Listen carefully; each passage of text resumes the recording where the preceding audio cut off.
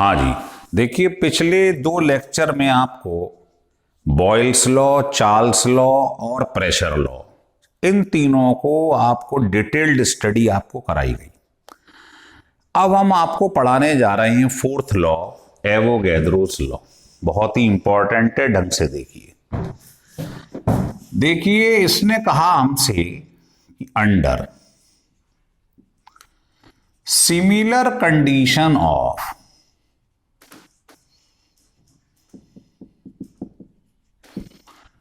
Temperature and pressure, इसमें ये दोनों चीजें कांस्टेंट रखी जाती हैं। बॉयल्स लॉ में था टी कांस्टेंट, चार्ल्स में पी कांस्टेंट, प्रेशर लॉ में वी कांस्टेंट। ध्यान आ गया? और इस वाले में ये दोनों चीज कांस्टेंट रखनी है, कॉमा। तो वो कह रहा है equal volume of different gases contain equal number of moles या मॉलिक्यूल्स। भाई अगर कई सारे गैसेस के मोल सेम होंगे तो मॉलिक्यूल भी सेम होंगे। तो ये कह रहा है अगर प्रेशर टेम्परेचर को कांस्टेंट रख दिया जाए तो जो वॉल्यूम है और मोल ये एक दूसरे के डायरेक्टली प्रोपोर्शनल है। अगर P और T कांस्टेंट कर दिया जाए, बस यही है एवोगैड्रो लॉ, है ना। तो देखिए क्वेश्चन से समझिए, ये आपको तीन गैसेस दी गई डिफरेंट डिफरेंट, इन सब का प्रेशर कांस्टेंट 222, टेम्परेचर कांस्टेंट ये। अब अगर आपको ये कह दिया जाए ये तीनों 100 ml हैं, देखो प्रेशर कांस्टेंट, टेम्परेचर कांस्टेंट और मोल भी सेम ले लिए जाएं तो मोल सेम होंगे, सॉरी वॉल्यूम सेम होगा तो मोल भी सेम होंगे। तो अगर कोई पूछे इनका ऑर्डर ऑफ मोल बताओ या मॉलिक्यूल बताओ, तो वॉल्यूम सेम है, वो साफ लिखा है कि इक्वल वॉल्यूम किसके बराबर होता है, इक्वल मोल। तो वॉल्यूम सेम है सबका तो मॉलिक्यूल या मोल भी सेम होंगे, आंसर हो गया। लेकिन अगर वो आपसे कह देता कि रेशो ऑफ एटम बताओ, तो आप ये मत लिखा ना, बताओ एक मॉलिक्यूल में एटम कितना है 1, एक मॉलिक्यूल में एटम कितने हैं 2, इसमें कितने हैं मॉलिक्यूल में 3। तो ये ध्यान रखना, मॉलिक्यूल या मोल बोले तो सेम आएंगे अगर वॉल्यूम सेम है, लेकिन एटम निकालने हो तो देख लो एक मॉलिक्यूल में कितने एटम है, तो यहां ध्यान रखना है ना। तो ये जो आप देख रहे हो ये है एवोगैड्रोस लॉ। इसको 2 बार डिवाइड कर दो, 2 बार डिवाइड कर दो, इससे न्यूमेरिकल निकलेंगे। V में और N में अगर ग्राफ प्लॉट करोगे डायरेक्टली प्रोपोर्शनल स्ट्रेट लाइन आ जाएगी, ठीक है। तो अभी आपने पढ़ा था बॉयल्स में T कांस्टेंट रहता है तो इसको आइसोथर्मल कर्व कहते हैं। P में प्रेशर कांस्टेंट रहता है तो इसको आइसोबारिक कर्व कहते हैं। V में वॉल्यूम कांस्टेंट रहता है तो इसको आइसोकोरिक, कोरिक मतलब वॉल्यूम, आइसोकोरिक कर्व कहते हैं। तो तीनों ग्राफ का नाम ध्यान रखिएगा। हो गया क्लियर? चलिए लिख लीजिएगा।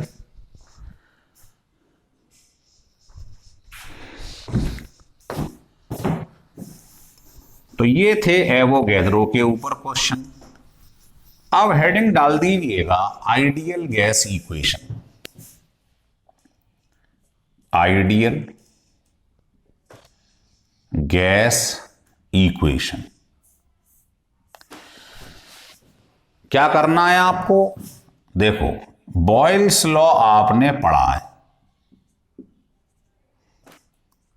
चार्ल्स आपने पढ़ा है, एवोगैड्रो लॉ अभी अभी पढ़ाया आपने। बताइए बॉयल्स में जो V था उसका प्रेशर से क्या रिलेशन था, चार्ल्स में V का T से क्या रिलेशन है, और एवोगैड्रो में V का N से क्या रिलेशन है। इन तीनों लॉ को आप कंबाइन कर दीजिएगा तो बताओ V का N और T से क्या रिलेशन है डायरेक्टली, और P से क्या है इनवर्सली। कंबाइन कर लिया तीनों को।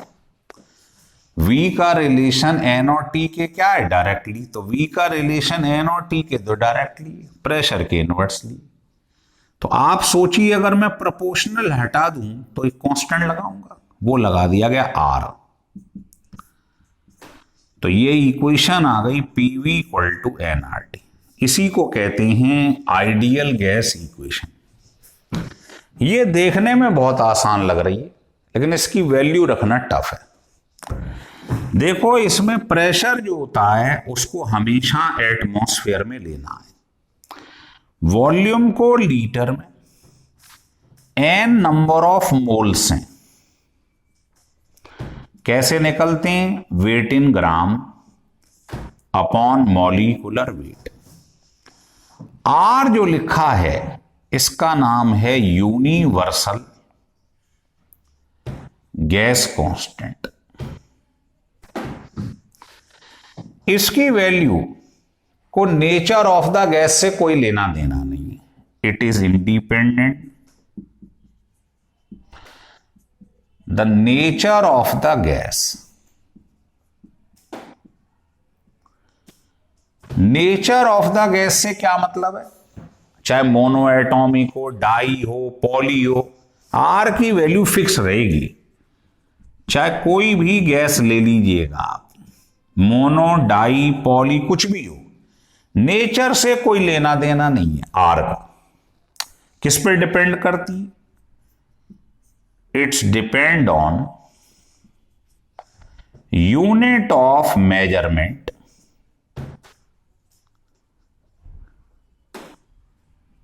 ये क्वेश्चन जेई में पूछा गया था कि R की वैल्यू किस पर डिपेंड करती है। देखो R की वैल्यू यूनिट के हिसाब से बदलती है। R की वैल्यू ये कब लेंगे, जब प्रेशर एटमॉस्फेयर में हो। R की वैल्यू ये कब लेंगे, जब एनर्जी का क्वेश्चन आ जाए और जूल की बात हो। R की वैल्यू ये कब लेंगे, जब कैलोरी में बात हो रही हो। तो देख रहे हो यूनिट बदल रही है तो R की वैल्यू चेंज हो रही है। तो R की वैल्यू यूनिट ऑफ मेजरमेंट पे डिपेंड करती है, लेकिन गैस कैसी है उससे कोई लेना देना नहीं। और टेम्परेचर तो आप जानते ही हैं, केल्विन में रखना है। जैसे आपको दिया हो 30 डिग्री सेंटीग्रेड तो आप क्या रखेंगे, केल्विन में 273 ऐड कर देंगे। तो आपको ये वैल्यू रखनी है T की जगह। तो एक भी यूनिट अगर इसमें से गलत हो गई तो बहुत नुकसान हो जाएगा। तो इसे ढंग से समझ लीजिए, प्रेशर किस में रखना है, वॉल्यूम किस में रखना है, और चेंज करना मैंने पिछले लेक्चर 1 में आपको सिखा दिया है ना, कन्वर्जन कैसे करते हैं। तो ये ध्यान रखिए, PV इक्वल टू nRT बहुत ही इंपॉर्टेंट फार्मूला है। इस पर बेस्ड क्वेश्चन कैसे होते हैं वो दिखाते हैं आपको। देखिए 3-4 क्वेश्चन से अपनी बात रखेंगे हम, लिख लीजिए।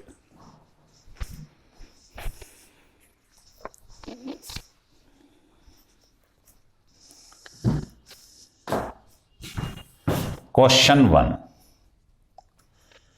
ये कह रहा है कि ये कंटेनर है, इसमें गैस फिल है इतने ml, टेम्परेचर है इतने डिग्री सेंटीग्रेड, प्रेशर है 2 एटमॉस्फेयर। प्रेशर दे दिया, वॉल्यूम दे दिया, टेम्परेचर दे दिया। वो कह रहा है मैंने क्या करा,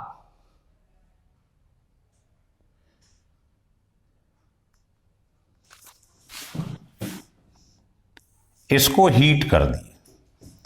ये सेकंड केस है। तो हीट करा तो फाइनल प्रेशर बता रहा है इतना हो गया। फाइनल टेम्परेचर जो है वो हो गया 123। तो कह रहा फाइनल वॉल्यूम निकालो। तो कुछ नहीं करना है आपको, इस सवाल करने का तरीका होता है बस आइडियल गैस इक्वेशन याद रखिए। कभी भी प्रेशर, टेम्परेचर, वॉल्यूम तीनों की बात करें, इसे ध्यान रखो बस। दो केस दिए तो आप भी 2 बार डिवाइड कर दो। तो बताओ चेंज क्या हो रहा है? Pressure, temperature, volume, pressure, volume और टेम्परेचर। बाद में भी प्रेशर, वॉल्यूम और टेम्परेचर। भाई ये दोनों तो कांस्टेंट हैं, इसे काट दो।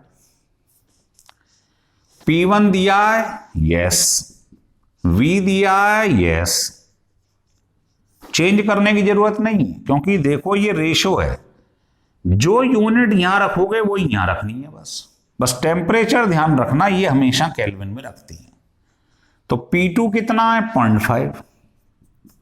V2 निकालना है इक्वल टू T1/T2। तो इसे केल्विन में चेंज करो तो 273 ऐड कर देंगे।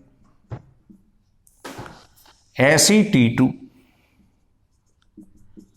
तो केल्विन में रखना, ये ध्यान रखना, ये दोनों केल्विन में रखे जाते हैं। इसको सॉल्व कर लो, V2 निकल आएगा। ml में दिया था पहले, तो ml में ही आंसर आ जाएगा। तो जब भी प्रेशर, टेम्परेचर, वॉल्यूम दिया हो, मान लो 2 केस हैं, 2 बार डिवाइड कर दो। एक ही केस होता तो एक ही इक्वेशन से सॉल्व करते। कैसे देखें, पहले इसे लिख लो आप।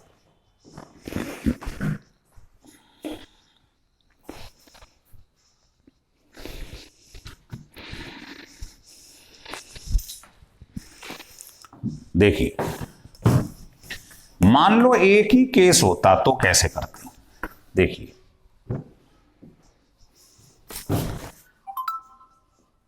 कह रहा है ये कंटेनर है, इसमें ऑक्सीजन भरी हुई है, प्रेशर दिया हुआ है इतने मिलीमीटर ऑफ मरकरी, ठीक है। वॉल्यूम दिया है 1 लीटर और टेम्परेचर दिया है 0 डिग्री सेंटीग्रेड। तो आपको यह बताना है इसमें ऑक्सीजन के मॉलिक्यूल्स कितने हैं। Calculate the number of molecules of oxygen. ये तीनों गिवन है। जब भी प्रेशर, टेम्परेचर, वॉल्यूम दिया हो तो भगवान जी ने इसके अलावा कोई फार्मूला ही नहीं बनाया, लगा दो, बस यूनिट गलत ना हो जाए। प्रेशर किस में रखते हैं? एटमॉस्फेयर, पर दिया किस में है? मिलीमीटर। तो हमने आपको बताया था इससे डिवाइड कर दो। भाई 1 एटमॉस्फेयर में पिछले लेक्चर में बताया था आपको इतने मिलीमीटर होते नहीं होते, इतने सेंटीमीटर होते हैं कि नहीं होते, इतने टॉर होते हैं कि बताया नहीं बताया था?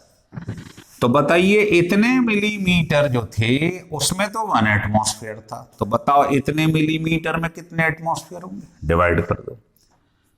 वॉल्यूम किस में रखते हैं? लीटर में, लीटर में ही दिया हुआ है, बहुत बढ़िया। मोल निकाल लो, क्योंकि मोल आ जाएंगे तो मॉलिक्यूल आ जाएंगे। आर की वैल्यू जब इसे एटमॉस्फेयर में रखते हैं तो आर की वैल्यू हमने बताई थी, गैस कांस्टेंट की वैल्यू याद रखना है इसे। और टेम्परेचर हमेशा किस में रखते हैं? केल्विन, दिया है सेंटीग्रेड। 273 ऐड कर दो। बताइए इससे मोल निकल आएंगे? नहीं निकल आएंगे। और मोल निकल आए तो मॉलिक्यूल कैसे निकालते हैं? Into Avogadro's number. जानते हैं ना एक मोल में कितने मॉलिक्यूल होते हैं? एवोगैड्रो। तो एन मोल में कितने होंगे? मल्टीप्लाई कर दो, मॉलिक्यूल आ गए। तो पहले इसी इक्वेशन से मोल निकाल लीजिए, इनटू एवोगैड्रो कर दो, मॉलिक्यूल आ जाएंगे। तो अगर पेपर में एक टेम्परेचर, प्रेशर, वॉल्यूम है तो एक इक्वेशन से सॉल्व हो जाएगा, लेकिन यूनिट का ध्यान रखना है आपको, यूनिट गड़बड़ ना हो जाए। लिख लीजिएगा।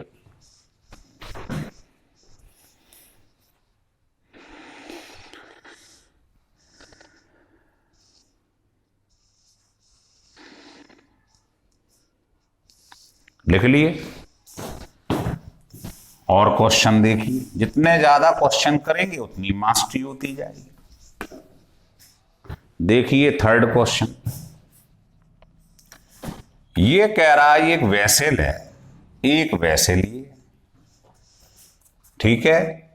तो आपसे कह रहा है इसमें इतने ग्राम कोई गैस है, ठीक है, और इसमें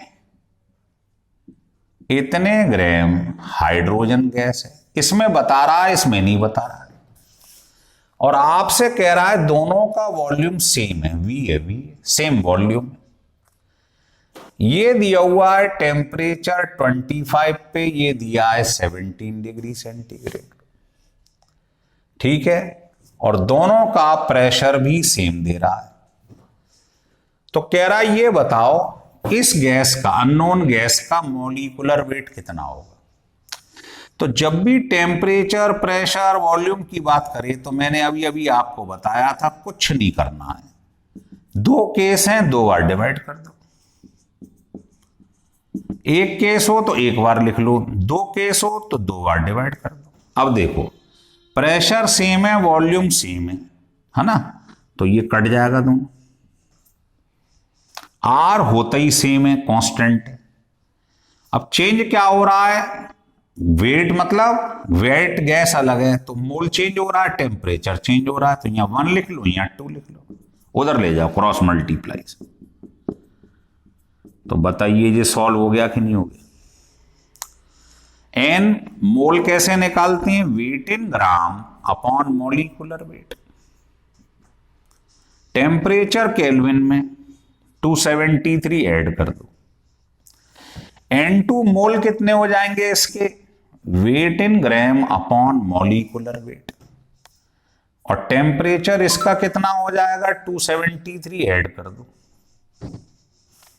बस सॉल्व कर लो, मॉलिक्यूलर वेट निकल आएगा कैलकुलेट करके। तो बहुत आसान क्वेश्चन है, फंडा सीख लो क्या होता है। तो मॉलिक्यूलर वेट इसका कैलकुलेट कर लो, इतना आ जाएगा,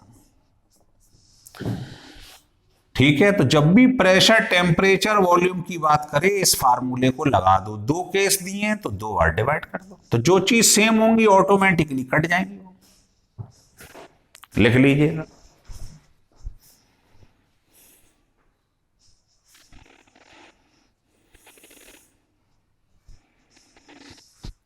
लिख लिए।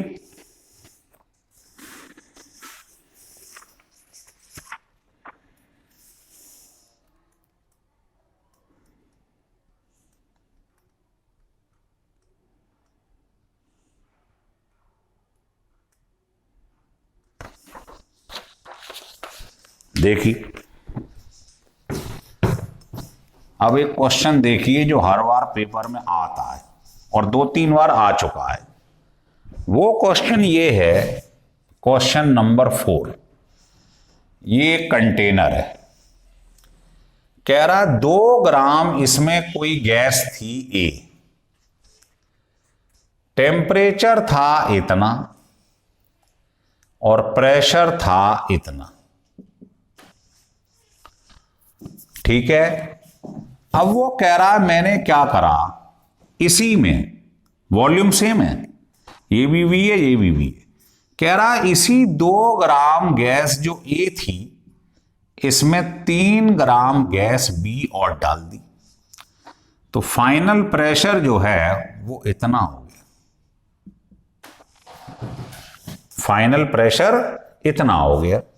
टेम्परेचर पहले भी 25 था, अब भी इतना सेम। तो अभी मैंने आपसे कहा था प्रेशर, टेम्परेचर, वॉल्यूम की बात, तो क्या करना चाहिए, इसको 2 बार डिवाइड कर दो, 2 केस हैं बस। अब इस पे जरा ध्यान दें, देखो ये 2 ग्राम थी तो प्रेशर इतना था, अब इसमें ये मिला दिया तो इतना हो गया। तो बताओ ए ने तो इतना लगाया, बी मिलाने से इतना हो गया, तो बताओ बी ने कितना लगाया, इसमें से इसको माइनस कर दो तो मालूम पड़ जाएगा बी ने कितना लगाया है। तो इसको हटा दो, माइनस कर दो, ये आ गया नहीं आ गया।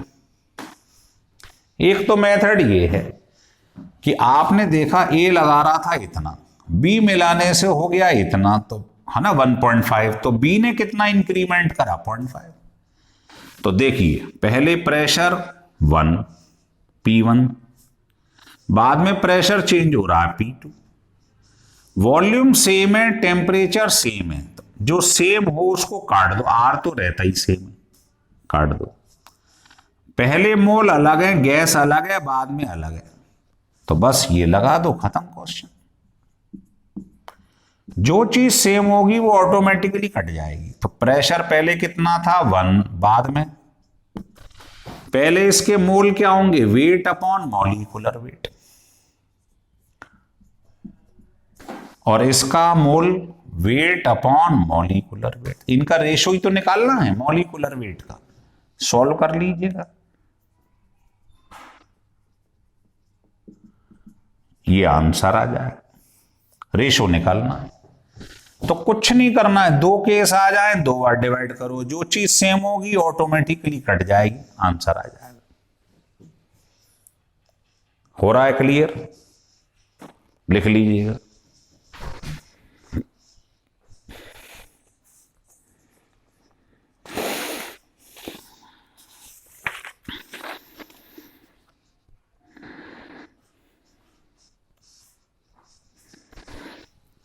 एक क्वेश्चन और दिखाते हैं आप, नंबर ऑफ क्वेश्चंस टेढ़े मेढ़े लगाइए उतनी मास्टरी होती जाएगी।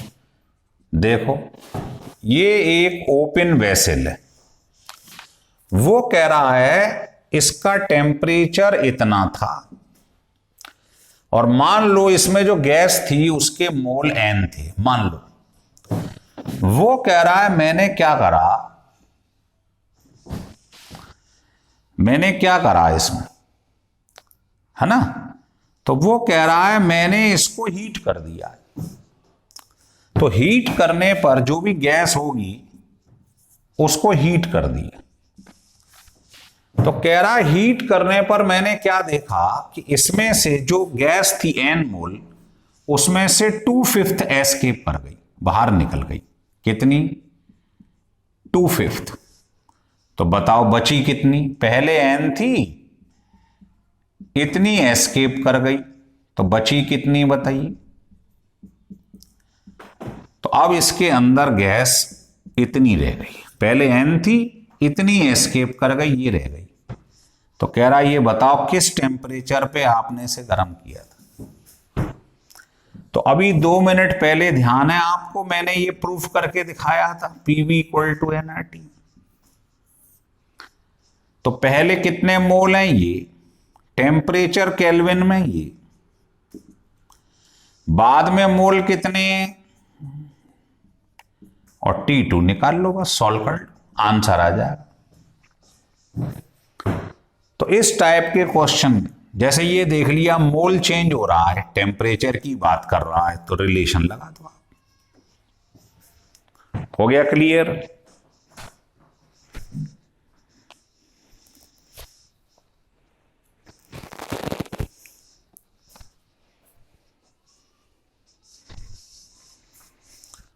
तो ये जो हम पढ़ रहे थे, ये था आइडियल गैस इक्वेशन, इस पर बेस्ड क्वेश्चन।